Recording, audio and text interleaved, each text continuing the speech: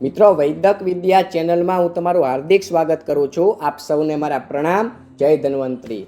મિત્રો, સૂકી ઉધરસને ગમે એ રીતે આપણે મટાડવી હોય તો આપણે બહુ જ સરળ એક મારે પ્રયોગ કહેવો છે કે એક નાનો એવો ટુકડો ઉધરસને મટાડી શકે છે, ઉધરસ લાવવામાં કાબૂમાં તમને લાવી શકે છે. તો આપણને જ્યારે હઠીલી ઉધરસ જ્યારે આપણા શરીરમાં ઘર કરી જાય, એને કારણે આપણને મસલ્સ પેઇન થાય, આપણું શરીર આખું દુખે, ત્યારે આપણને ખૂબ જ પીડા થાય ને આપણું ક્યાંય મન ચોંટતું નથી.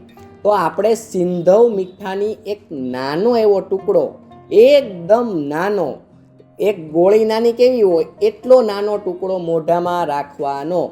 એનાથી તમને ઉધરસ છે તે ધીરે ધીરે ઓછી થઈ જશે. નંબર 2, મધ ઓરિજિનલ હશે તો અડધી ચમચી મધનું સેવન કરવાથી પણ તમને તમારી ઉધરસ છે તે મટવા લાગે છે. હળદર અને મધને ચાટવાથી પણ ઉધરસ તમને ઓછી થઈ જશે.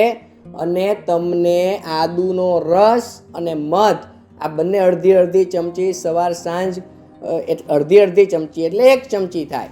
સવારે અને સાંજે આ 1 ચમચીનું સેવન કરવાથી પણ તમને તમારી ઉધરસ છે તે ધીરે ધીરે ઓછી થવા લાગે છે.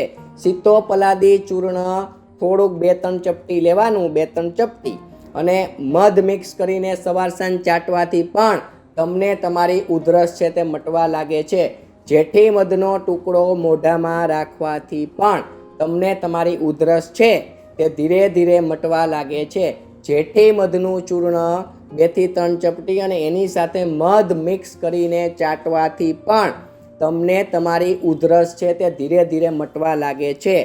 બહેડાનો નાનો ટુકડો મોઢામાં રાખીને ચૂસવાથી પણ તમને તમારી ઉધરસ ધીરે ધીરે ઓછી થવા લાગે છે. બહેડાનું ચૂર્ણ 2-3 ચપટી અને એમાં મધ મિક્સ કરીને સવારે અને સાંજે ચાટવાથી પણ તમને તમારી ઉધરસ છે તે ધીરે ધીરે ઓછી થવા લાગે છે.